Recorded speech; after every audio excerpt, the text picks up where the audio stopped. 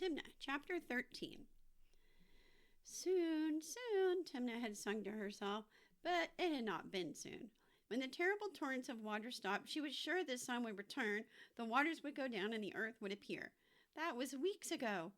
Timna picked up the sheep's wool in her lap, combing it over and over. She didn't notice Shem come in. He stood in the doorway watching her. "The wool is good and thick, huh?" he said. Timna looked up at him. "Yes, but I can see by the look on your face that your news is no better than yesterday's or the day before that," she said. Each day the men went up to the window ledge to look out. Shem shook his head as he poured himself tea. "Nothing has changed. The terrible rains no longer fall, but the seas twist and rise as if they cannot be still." Deep frown lines creased his forehead. "Timna, it's like nothing a man has ever seen. The waters are everywhere. The earth has disappeared, and I do not know when we will see the sun again. The clouds of mist and ash hang over everything." Shem sat on one of the floor cushions. "Who can tell how long it will take?" Timna wanted to comfort him. It seemed so long since the rain stopped. But now that I think of it, it seemed so long while they lasted. She looked at Shem hopefully. He chuckled and then laughed heartily. "If stew burnt, you would say at least we still have a warm fire. But you're right, Terura. We waited 40 days and nights before, and it will take at least that for the seas out there to go down." Timna smiled and went on with her work. In the corner where Thief sat beside Mangy, he listened to Shem's words, though neither he nor Mangy could count. The time seemed long enough since the rain had stopped. The ark felt safe and warm to Thief. He might have been glad to stay on it for a long time, but even a dog misses the sun. Mehetabel came in carrying a basket of dried fruits and vegetables and placed it on the floor cloth that served as a table. Mangy was on her feet immediately.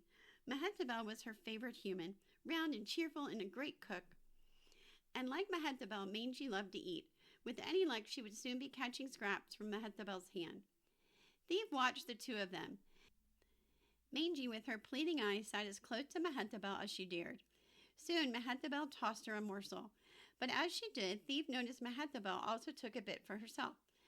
If he had not eaten a good portion of dried fruit in one of the storerooms while Shem was busy at the water jugs, he would have joined Mangy.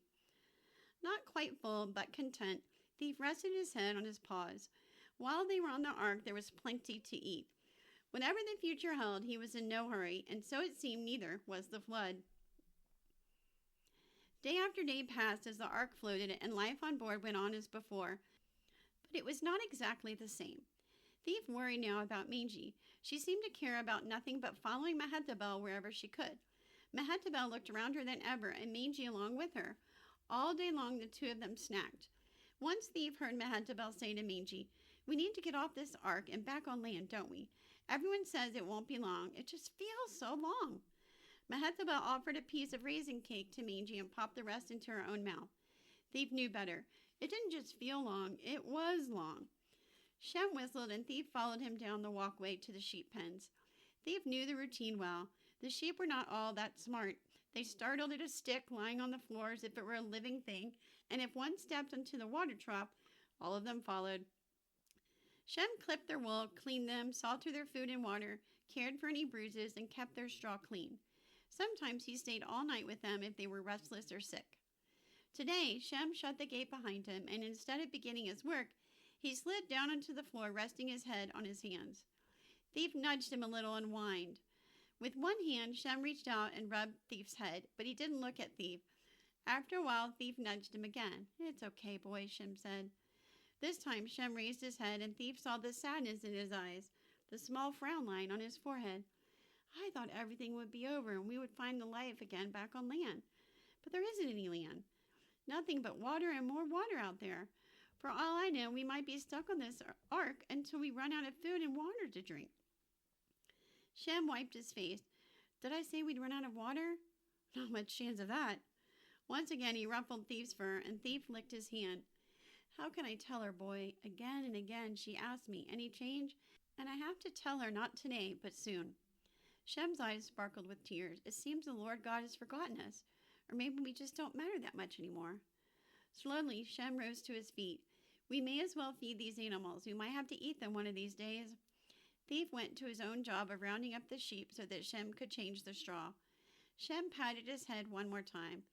I'm glad you don't understand any of this, boy. At least one of us is happy. Thief did understand, and Shem's word brought a coldness deep inside him. How long could they last on the ark? Had the Creator really forgotten them? That night, at the evening meal, Thief waited in his corner next to Magi for the family to finish. Would Shem tell them his fears? It was Timna who spoke first. Father Noah, she began, please would you sing for us the song Grandfather Lamech used to sing, the one that begins, Remember us, O Lord? Shem turned to look deeply into Timna's eyes, and she smiled. When Grandfather sang it, I always thought of it as a prayer. Noah took his kinnor in hand and plucked all the strings. We will sing it, child, and the Lord God will hear our prayer. Softly at first, then with all their voices rising, they sang, O Lord, remember us in the days of trouble. Remember us, O Lord, when the night is dark and the way is long. When they finished, Thief waited for Shem to speak, but he did not. Japheth had brought his shepherd's pipe, and Noah and he played a tune together.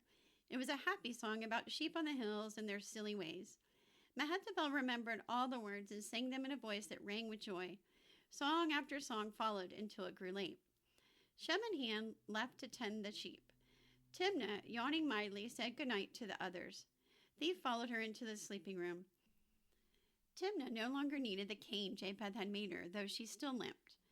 When Timna lay down on her pallet, Thief was already in his corner, ready to guard his mistress through the night. His ears perked up as he listened to Timna's whispered words. Remember us, O Lord. Please, please remember us soon. Thief heard her gentle breathing and the light snore that followed as she fell asleep. Would the Creator hear? Thief had no doubt that he did. He would surely remember these humans. Hadn't he told Noah to build the ark to keep them safe from the flood? Perhaps the Creator had not forgotten them at all, but his plan was for a journey to somewhere far, far away where the ark had started. It was taking a long time.